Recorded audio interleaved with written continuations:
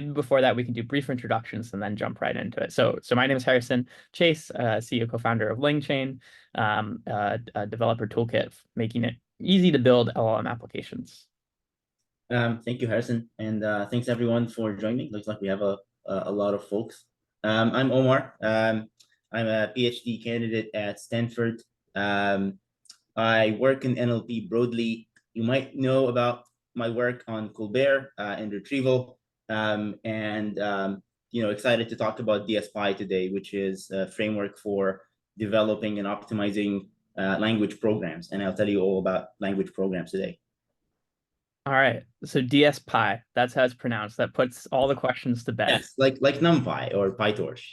DSPy. All right, so yeah, I mean, let's jump right into it. What is DSPy? Why did you build it? How are people using it? Yeah, so this is a framework for really thinking about those, like this notion of language programs. You're writing a piece of code and you're trying to solve a hard problem.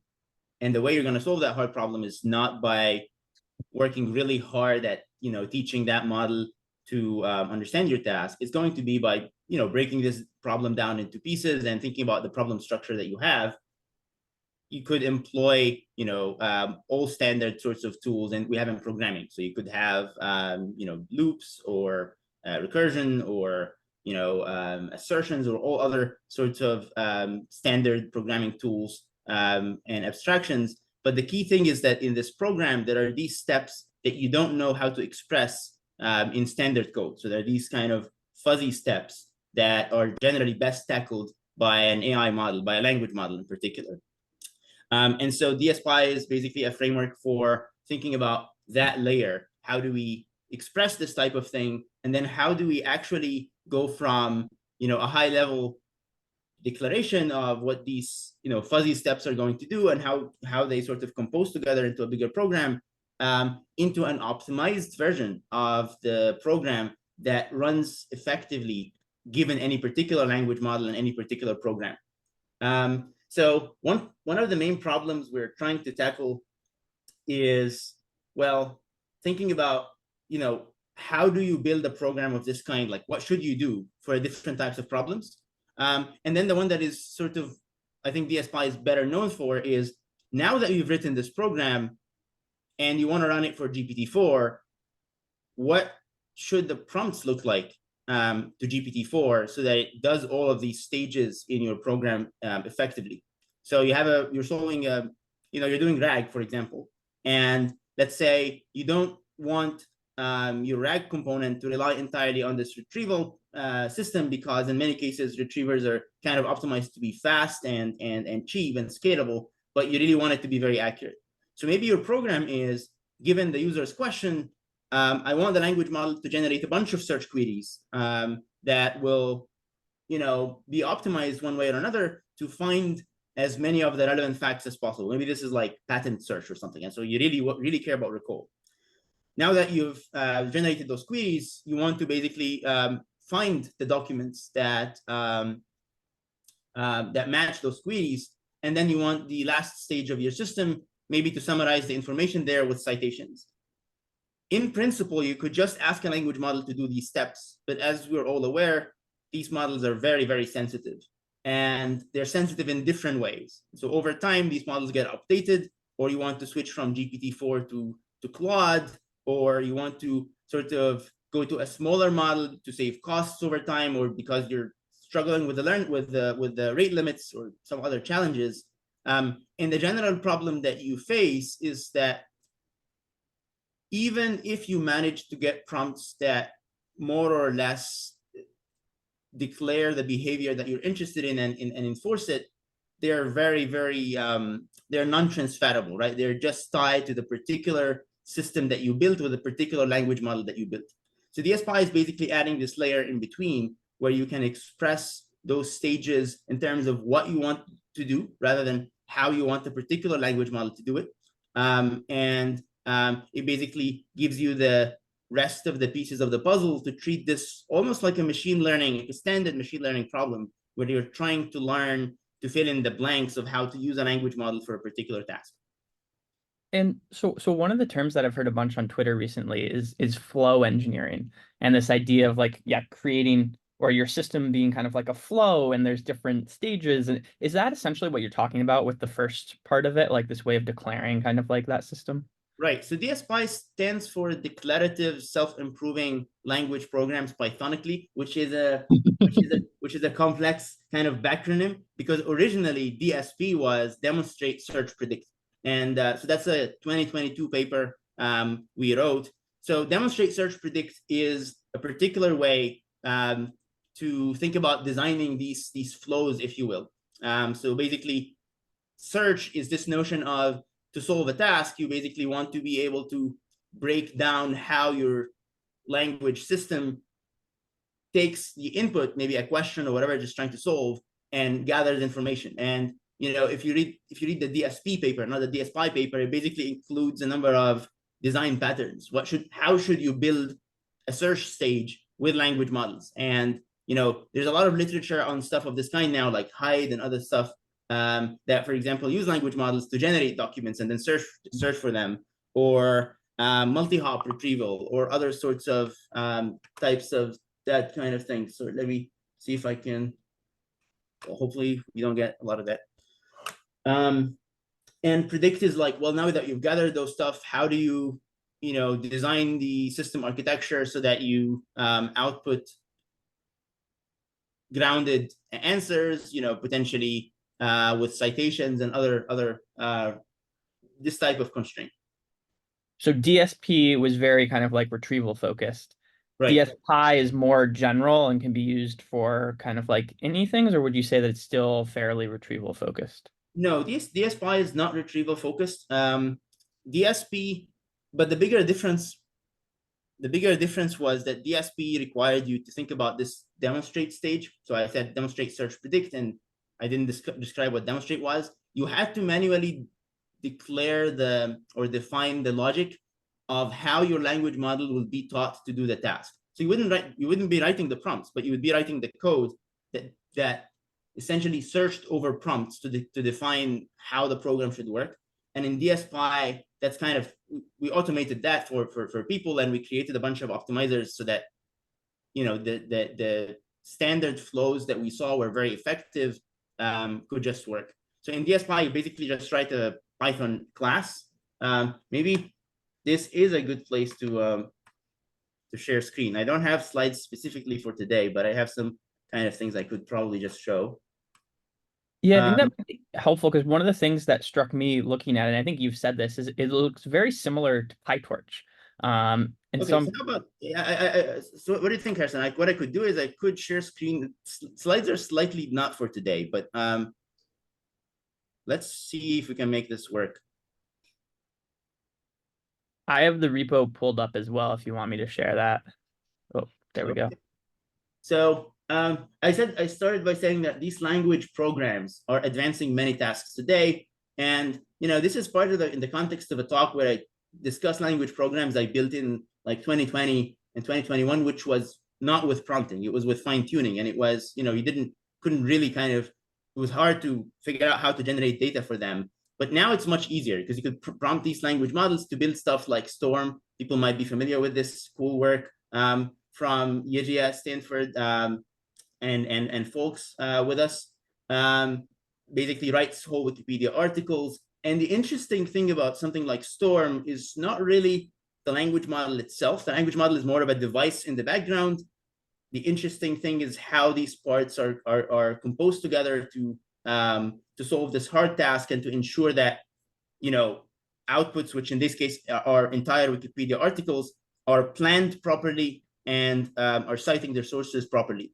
Another one is IRERA with Carl and folks. So this is basically a system for classifying long documents, but not classifying them into 5 or 10 classes.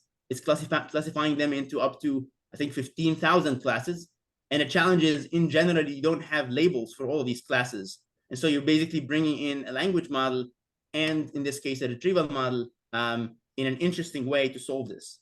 And this sort of thing is obviously very, very popular in LangChain. This is basically all the sorts of chains you guys have popularized dramatically.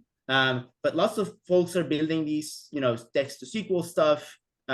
Really cool one from Google, RAR, that revises and text generation from models. Alpha Codium, right? This is the flow engineering paper. So this stuff is super popular. And then basically the problem that DSPy is solving is that these diagrams are really cool. Like you look at these diagrams and they're very modular, they're very attractive, there's lots to like about them. But the problem is because language models are very sensitive to how you prompt them, if you think of them as like basically CPUs, it's like their instruction sets are just very different and ad hoc. So under the hood, this stuff looks more like, as we're all familiar, looks like this. Looks more of here's a long and very carefully crafted prompt that teaches the model how each of these stages should work. And we really hope that the output of each stage looks good enough to the input of the next stage, because if they don't, we're kind of going to have a system that doesn't work. And so people are sort of writing these, and I'm guilty of that as well. We're all kind of writing these, tens of kilobytes of raw text files and just kind of trying to do our best with that.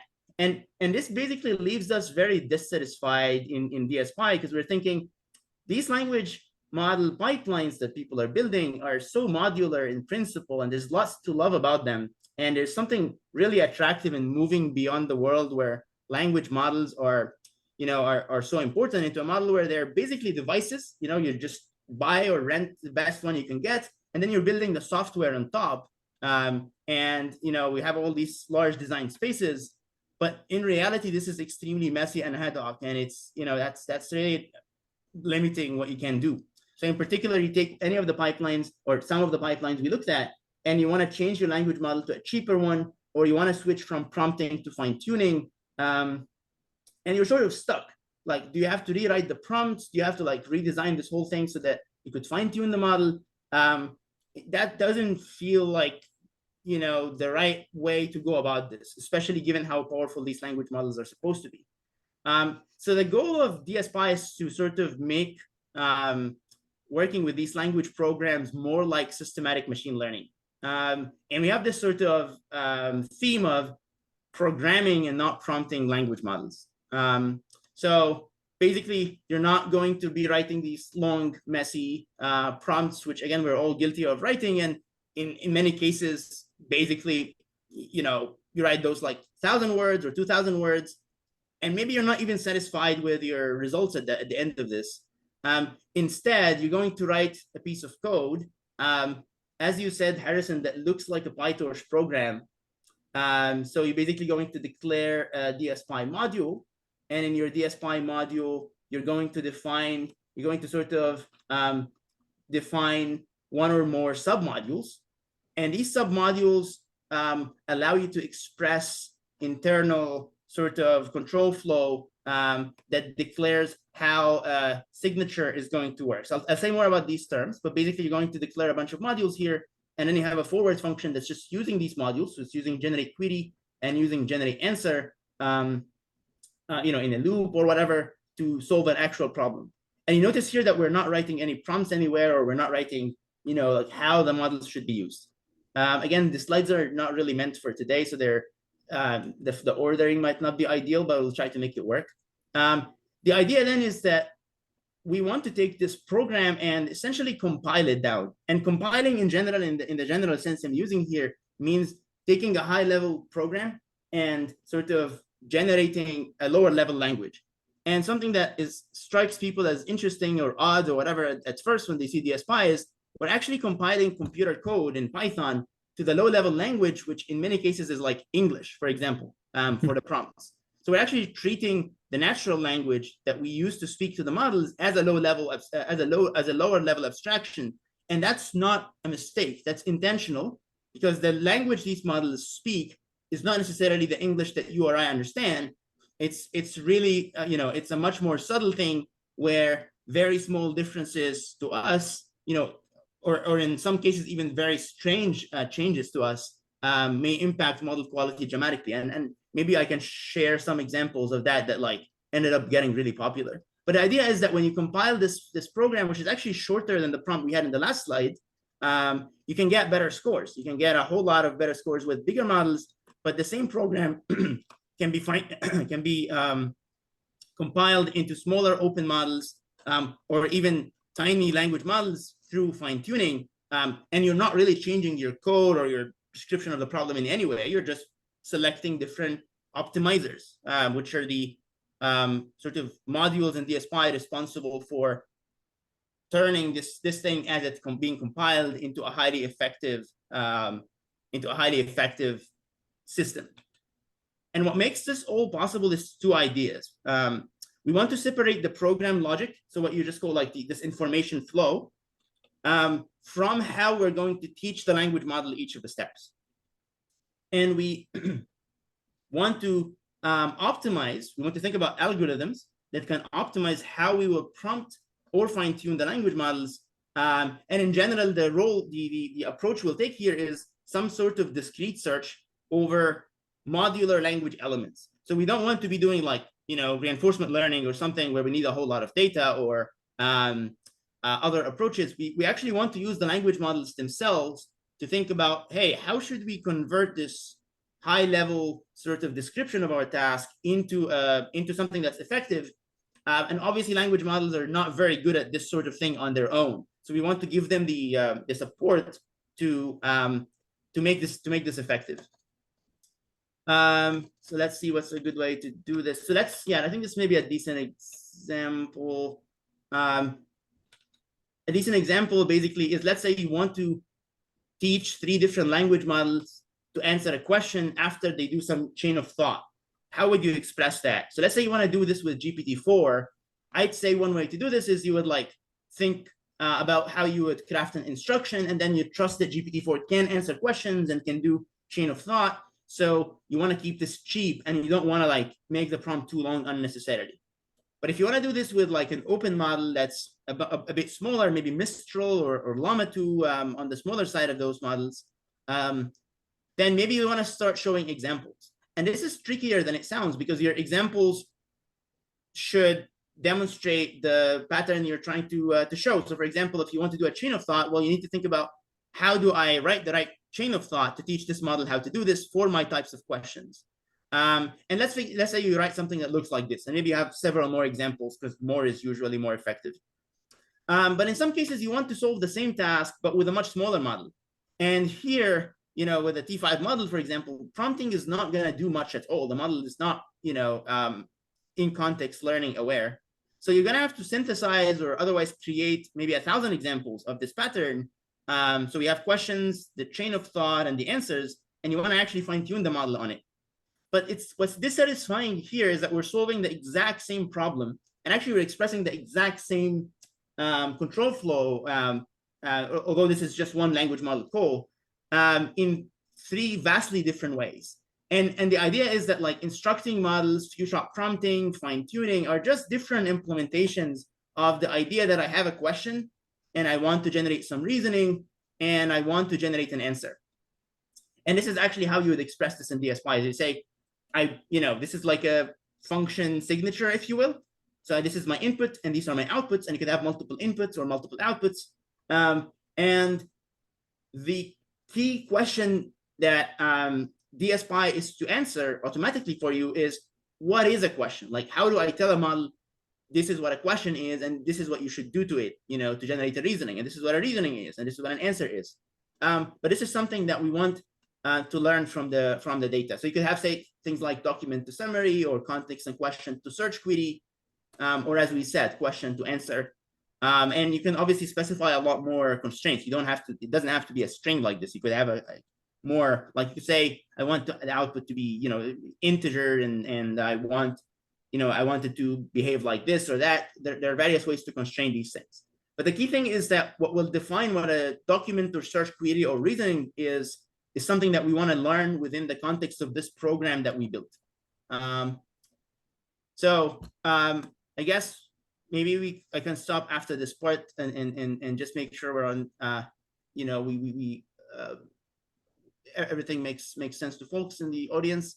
But let's say you want to express this simple kind of pipeline. So you have a system that takes questions and it generates search queries. it searches with them, and then it like asks further questions. It searches again, and then it uses a retriever to find some documents, and then uses these documents to finally answer the question. So in DSPy, it would express it like this.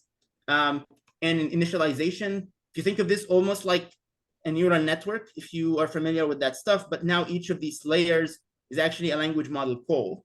If you're not familiar with neural networks and PyTorch and all that, it doesn't matter. You don't need to know that. But if you are familiar, it's a good analogy. So now you're going to declare that you just want a chain of thought that will express each of the blue parts here. So both of them take a question and generate a query.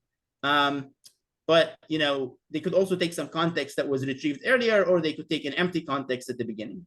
And the black sort of box here takes this context that was retrieved, that takes the question and generates an answer. And this is the full sort of description of the different blocks on the right.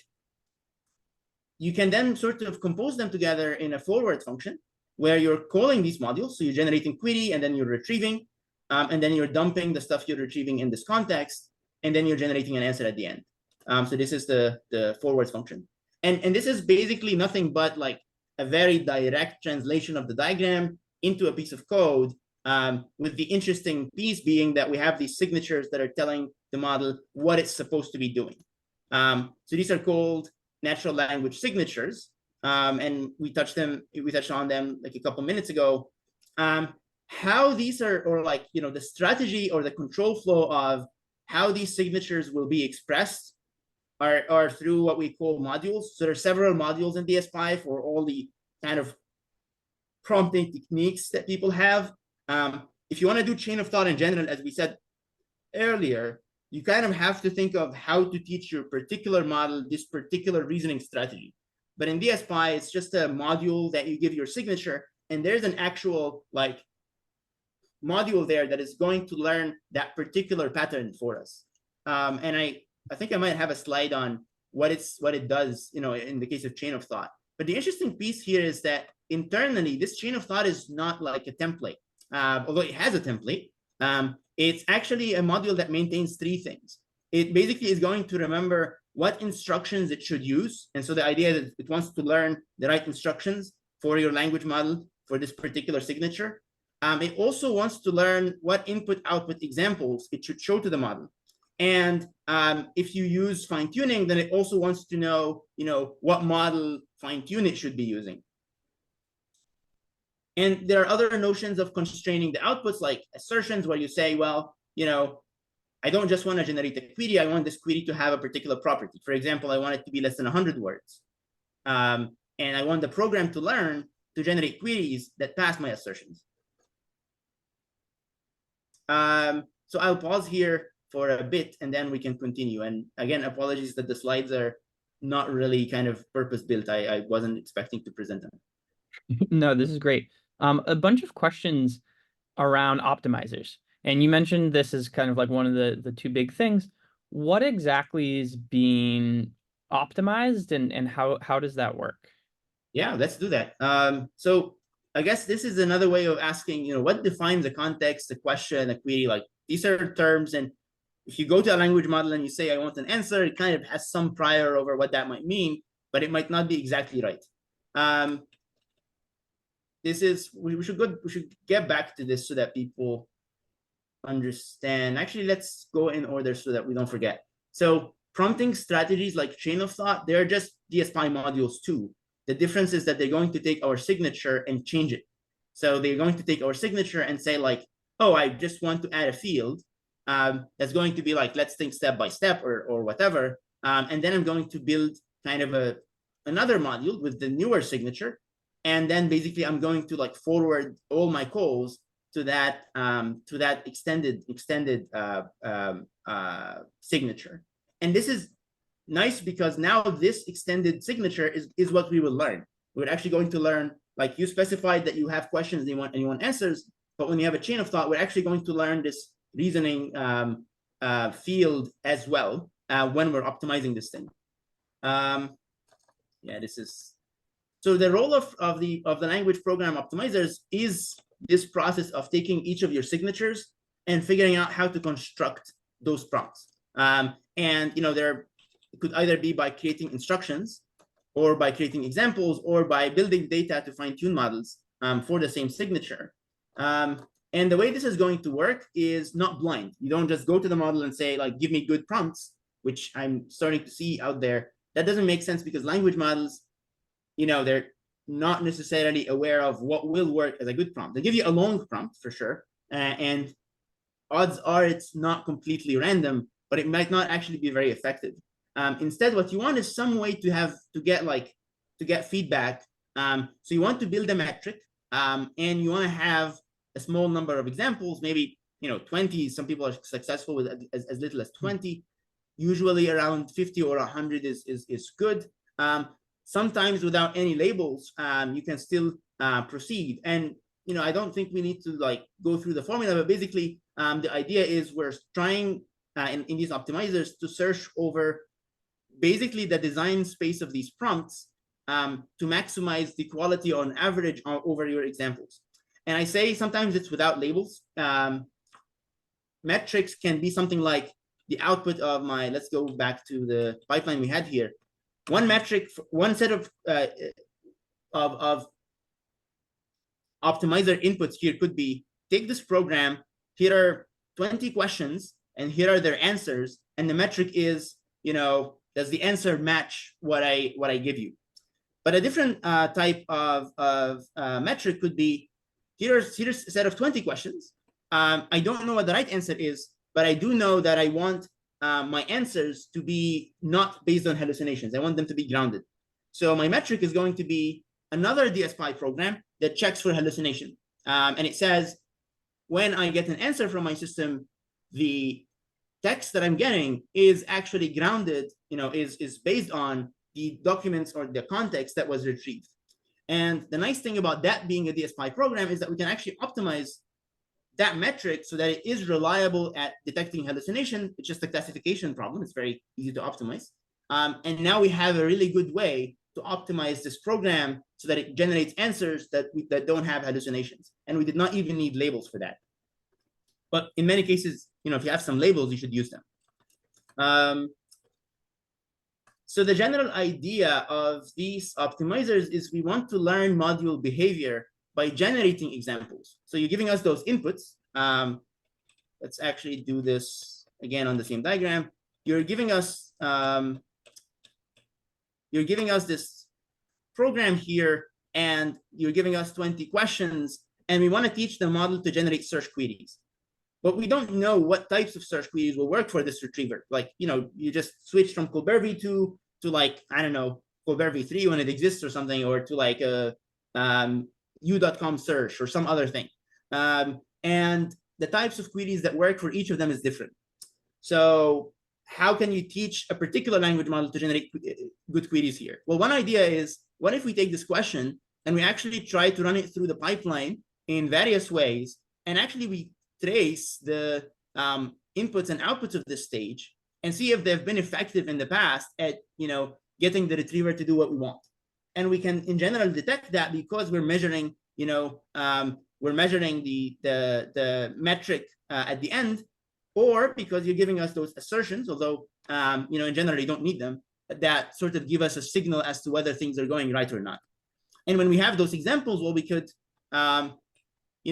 go back to the optimizers here and basically use them as generated examples for each of these stages of our system.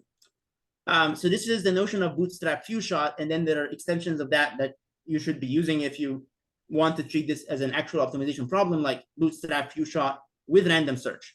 And so that's basically saying, I'll create few-shot examples for the stages of your pipeline, starting from your inputs, and to choose which combination I should work with, I'll run this random search process, trying to maximize your metric.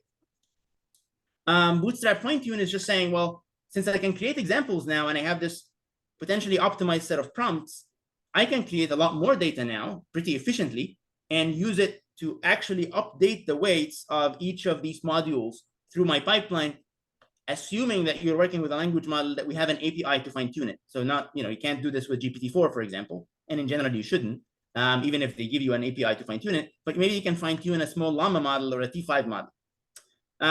Or you could do things that actually learn instructions and examples, like the recent MePro that we released like a couple of months ago, and several other stuff.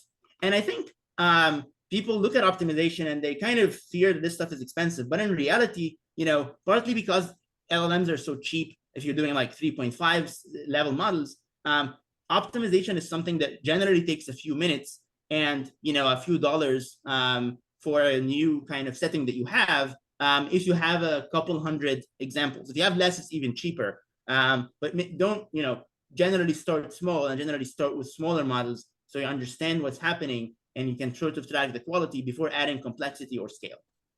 So I can tell you how the MePro optimizer works. This is, you could also look at the thread about MePro and other resources. But I'll also pause here and just sort of make sure we're doing well on time as well. So just to maybe summarize some of that, and correct me if I'm wrong, but it seems like there's three main ways that you can kind of like optimize some of these programs. You optimize the instructions, the examples, or the few shots that you're giving, or the weights of the underlying model itself, and sometimes combinations of them. Is that correct, or is that yeah, this is that a fair? right. This is exactly right. What's interesting though is if you take a program, and this is not really changing what you said, Harrison, it's kind of just building on it. If you take this program and you optimize it, generally the easiest way to get started is to optimize over examples. And this is giving you like a pretty powerful boost very quickly. And the idea isn't just adding examples, it's like the notion that they're actually coming from your program and they're things that worked before. And then on top of that, if you want to do random search or you want to do Bayesian search or like the Bayesian optimization to sort of select these things together, it can be really powerful. But what's really cool here is that when you take this program and let's say you optimize it for GPT 3.5 with Bootstrap few-shot with random search, for example, or with MePro.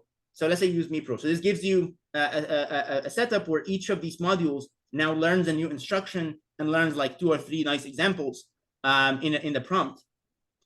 You can take this exact same optimized program and say, well, that's my teacher program now. I want to actually learn again with Bootstrap few-shot or with MePro, but now I want the examples that are being constructed to come from this pre-optimized version. And so you're basically composing the optimization. And what's really powerful about that is in some cases, it means that you can get much better examples because now you're sampling them from this better program. The other thing is now that you've optimized your prompts, you can take this really high quality version and nest it again into optimizing the weights. So you don't need to start each of these from scratch. You can actually compose the process of optimizing them. And when I say compose the process of optimizing them, I don't know if that sounds scary or not, but in practice, that's like 2 lines. You just pass an extra argument somewhere. I can try to find if I have an example of the code for optimizing. It's like 2 lines, but it's not in this set of slides. I'll get it at the end if we want. Hope that answered that question, Harrison. Yeah, absolutely. Another thing I wanted to highlight, because I think it's a really interesting similarity between kind of like LangChain and DSPy is something you said around kind of like tracing and traces. And just to emphasize why I think this is cool is like you could have a program with like 30 different steps in it. And when you're talking about creating these data sets of examples, you're not talking about creating a data set for each of those 30 steps. You're talking about creating one for the whole end-to-end pipeline. And then from that, you can generate synthetically examples for each of those 30 steps or instructions for each of those 30 steps. But you do it once for this high-level pipeline. And that all, and I dug around in the DSPy code base a bit. And as far as like tracing is really important for that. And so do you maybe want to talk a little bit about like what tracing is and why it's needed for that and like what it actually provides? Yeah, sure. So the idea there is you've written this program, or this could have been a LangChain chain. We have done this nice collab in the past where you could take an LCL expression and then basically run a DSPy optimizer on top, and we showed like a nice cool example of, I think it was optimizing RAG to generate engaging tweets or something for answers in a data set.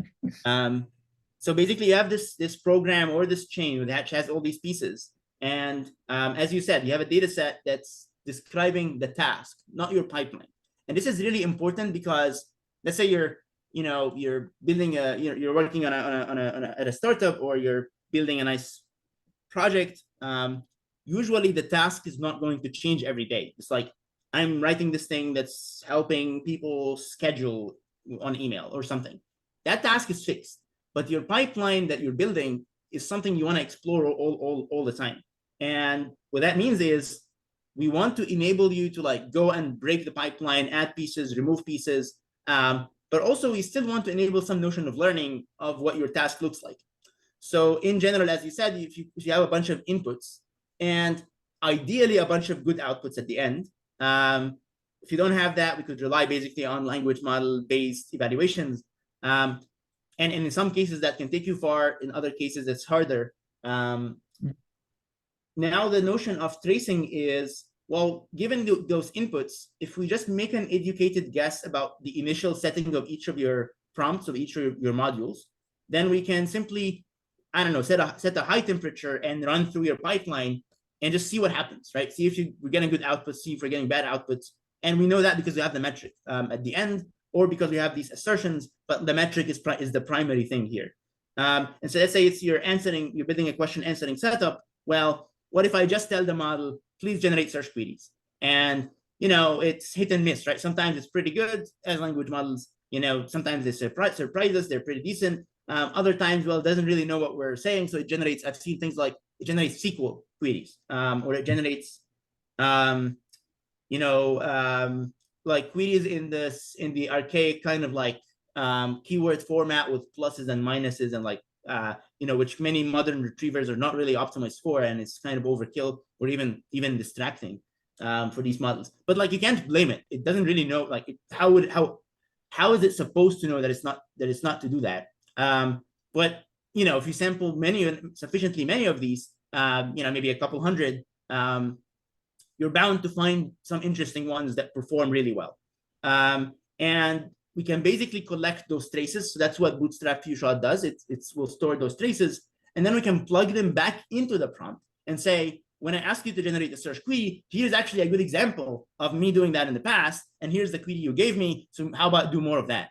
And it's basically few-shot learning, but on these traces. And it becomes a discrete search over those. So assuming we can generate and filter for good examples, optimizing having selected them is actually a pretty simple process from there on. The question just becomes like, how do we do this without like trying all possible combinations or other stuff? And sort of research on hyperparameter optimization for neural networks is actually very useful here, because it's kind of a similar type of problem where you have this architecture and then you're trying to plug in those hyperparameters, but you don't want to like try all combinations in an expensive way. Yeah, that's a great explanation. I see a bunch of questions in the chat around how to combine LangChain and DSPy. I think that would be really interesting to discuss. Before that, I want to spend maybe like 3 minutes showing some of the things in LangChain and LangSmith that we've been working on, because I think they're exactly related to tracing and testing and evaluation and data sets. And so I maybe want to set the stage with that, and then I think the rest of the time would be great to discuss, okay, like, and maybe brainstorm with the audience as well, what is the right kind of like way to put these puzzle pieces together. So let me share my screen really quick. And you were just talking about tracing, and that's one of the main things that we've invested pretty heavily in at LangChain. So this is a list of chat LangChain queries. So we have a chatbot for chat over LangChain documentation. And if I click into one of these, let me find one that has multiple language model steps, because that would be interesting. So here you can see that this is a trace of kind of what's happening. And so this mimics one of the examples that Omar was talking about earlier, where you have kind of like this generation of a query, and then there's this retrieval step, and you get back documents, and then there's this generation of a response. And so this is a very similar kind of like in this case this is written in LCell, but it's a very similar program, putting aside how it's written. Again, I think one of the key importance things here is the importance of tracing. And here we use it for observability. We find that there's huge value in just seeing what's going on in this pipeline. But as Omar talked about, you can also use it to collect all these examples. One of the things one thing that's interesting is when you're collecting them in LangSmith, there's actually a difference to what we're collecting, and it's a very productive difference. The traces we collect are like they're kind of synthetic on like you basically hit compile or you run the code with compiling and it's collecting them. But the traces you're collecting here are maybe like interactions with users, and they're kind of in production and they increase over time and they kind of get sustained. The traces in our case, we build them, we optimize, we throw them away essentially, or we cache them, but we're not, this is a different type of tracing, but it's, very, very valuable. Yeah, no, that's a great point. I think it comes down to like what the data set is, right? Like what's the data you're running it over. And in the case of DSPy, it's a bunch of examples that you've curated and you have some metrics for, and maybe you have some labels for. In this case, this is like production traffic. And I think there's pros and cons to each. I'd say the pros probably of this, and to be clear, we also have this concept of kind of like data sets and testing in LangSmith, which I can jump to. But the pros of that are that you generally have maybe thought a little bit more about metrics, and you have labels as well. Like you have ground truth labels, so you can create better metrics. Here, the pros of this are you get to see questions that people are actually asking, kind of like your chat bot in real life. And so I think there's just a broader swath of them for better or for worse. But yeah, you're absolutely right that it's different settings that this tracing is being done in. And on the concept of kind of like data sets, one of the things that we purposefully added since the beginning is this really or is this concept of adding any part of this trace to a data set. So you can add like the high level thing, you can add like this individual kind of like component, you can click add to data set, and you can basically add it to an existing data set. Data sets themselves, just showing them really quickly, are nothing more than kind of like examples. So examples of inputs and optionally outputs. So as Omar said, there's a bunch of cool things you can do even if you don't have outputs. And then you can run tests over them. And so I think the tie-in here is like just as you would define a metric to kind of like optimize your system, here you're defining a very similar metric and a very similar kind of like data set, but you're using it for this kind of just like evaluation of your system as a whole. And so I think very, very similar concepts kind of like across the two. This is one thing we've added recently, is this way of kind of like moving data automatically from production logs into data sets. And I think one of the things that we wanted to make sure, if you think about what and tell me if this is a bad understanding or more, but what you're doing in the optimization is you're basically saying I'm going to run it over these high level inputs and high level outputs. I'm going to look at places where it was scored correctly and then I'm going to take all the like sub examples for each individual node or thing associated with that and create a data set of few shot examples, or a data set to fine tune on, or somehow update the prompt instructions for those nodes. But basically there's this trace which has the association between high level metric, low level, actually what went into the prompt, what actually are the examples. And that's kind of like the data sets that you want to gather. That's exactly right. That's exactly right. And when you said instructions, you basically are taking this small data set and you're basically getting a language model to say, oh, well, the task that is kind of described by those examples is the following instructions. And you want to generate several of these so that you can run a search over those as well. But it's building those mini data sets. Yeah.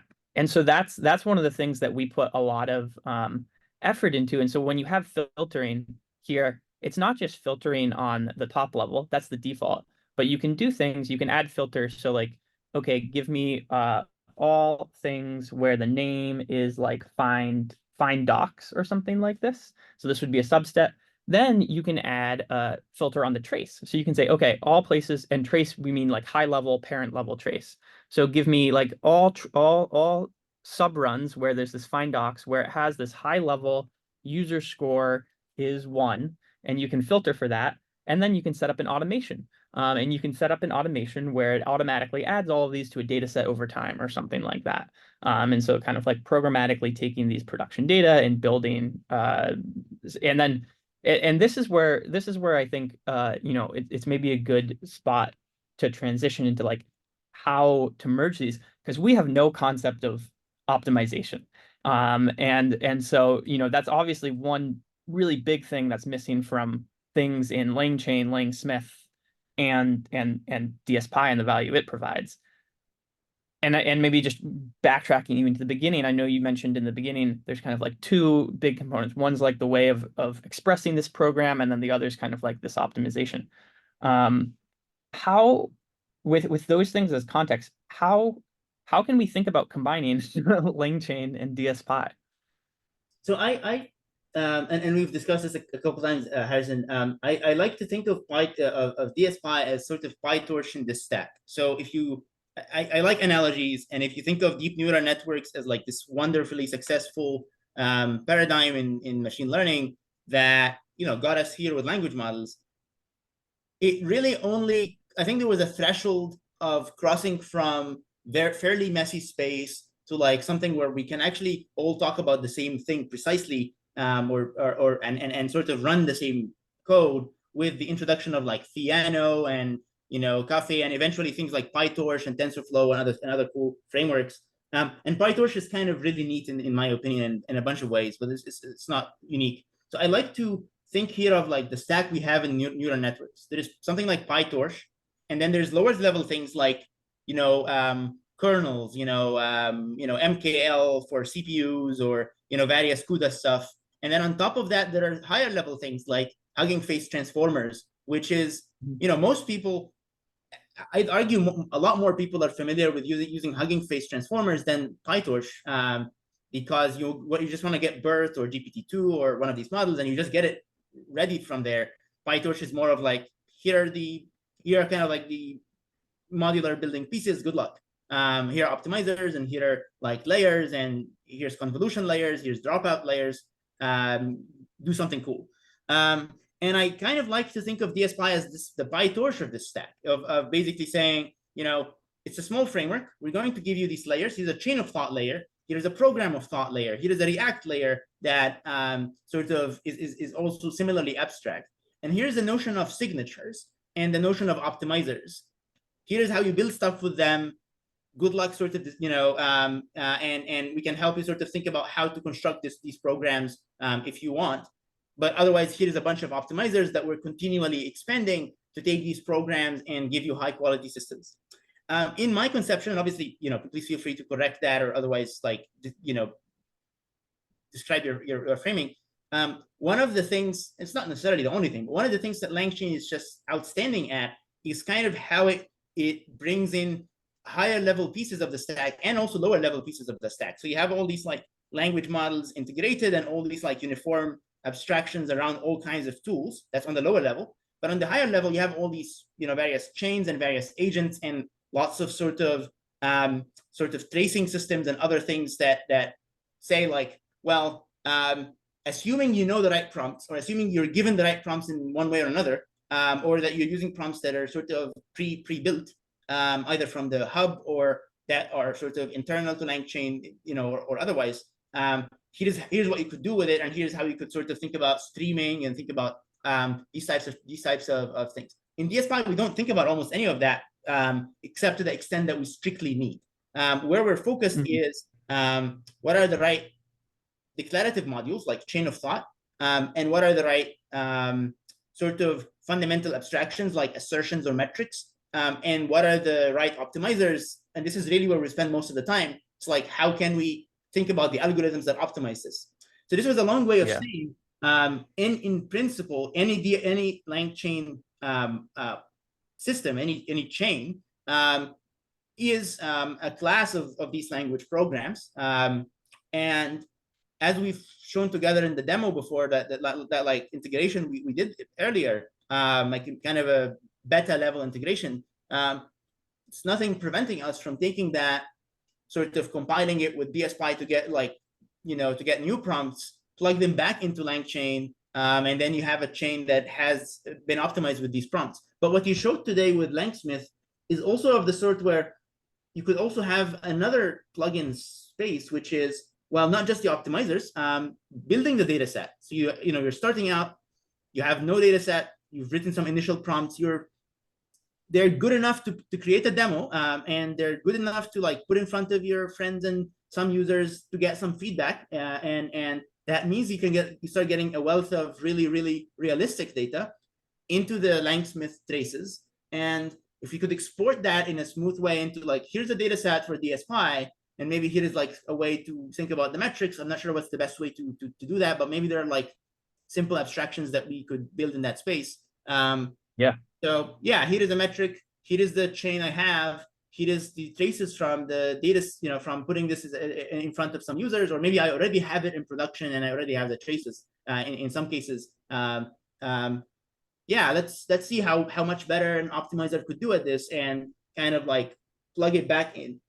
The ways in which this requires development effort is LangChain gives you a lot of cool things around, like, I think the main reason you have an expression language or like a graph abstraction is because you want to be able to think about streaming and think about kind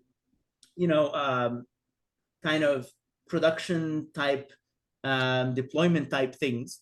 And so the question is, how do we take prompts that we are producing and not lose that part in LangChain? So plug them back into the chain that you've had. And we've had simple stuff, in that stage with the stuff we built before, but I'm pretty sure we could kind of also make it more general and more modular and more robust. And I'm personally very excited about that type of thing.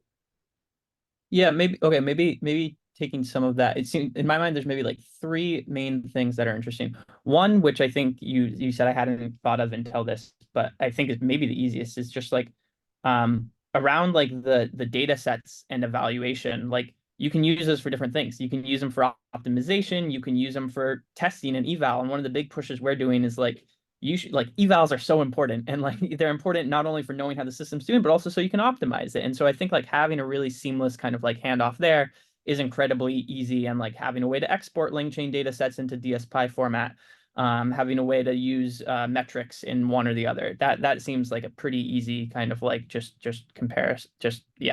straight up thing there.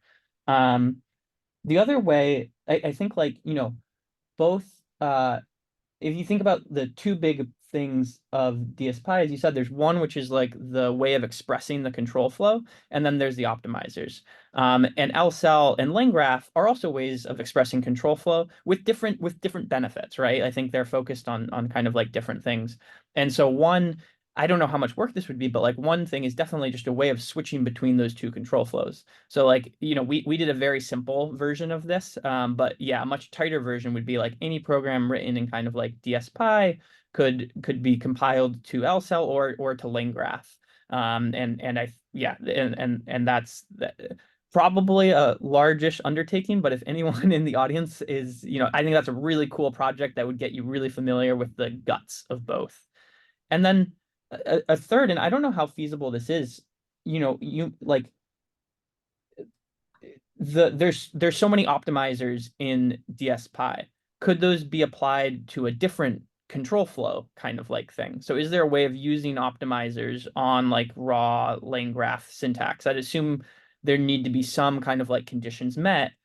One of the big ones I'm assuming is this concept of tracing, which again has been like such kind of like an emphasis for it. Just that's the main reason I'd be bullish on this, but you know the technical details of this way better than I do. So like, is that even feasible? This is easier, Harrison. So optimizing Oh, the graph is easier. I mean, at least like, yeah, intellectually for sure, probably also in an implementation sense, than compiling, let's say, which I'm very interested in both, but compiling, yeah. or like, I mean, it's a different sense of compiling, so I don't want to confuse people, but like taking a DSPy program and emitting a LangGraph or LCAL. LCAL could be hard. I don't know how to. So here's the thing. The challenge is, in principle, people could put like exceptions or like recursion or like some really like free form things. And obviously, as you said, there's a trade-off. It's kind of like if you think of Keras versus like PyTorch. most neural networks are expressible pretty easily in both.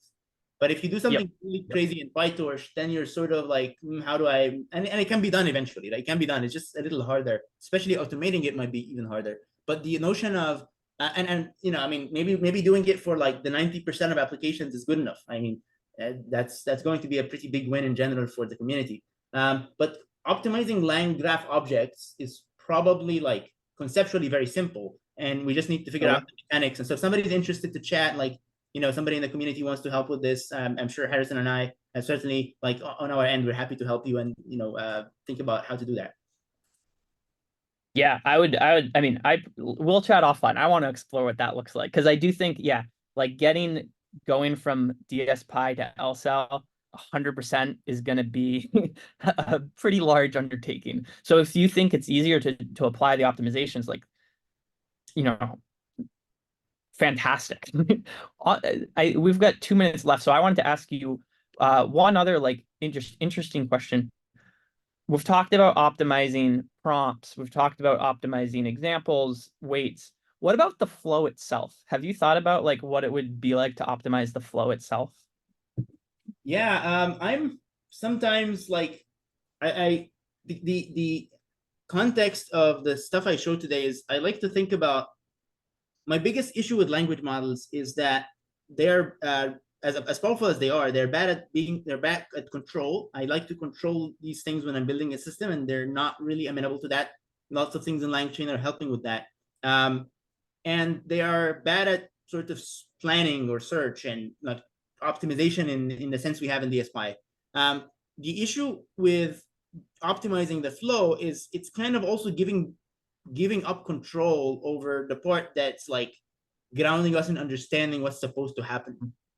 In principle, you could have a program synthesis or even just code generation loop where you're asking GPT-4, like, here are 10 examples of DSPy programs, please generate a new one for this task, and it will work. Like, it does generate valid programs.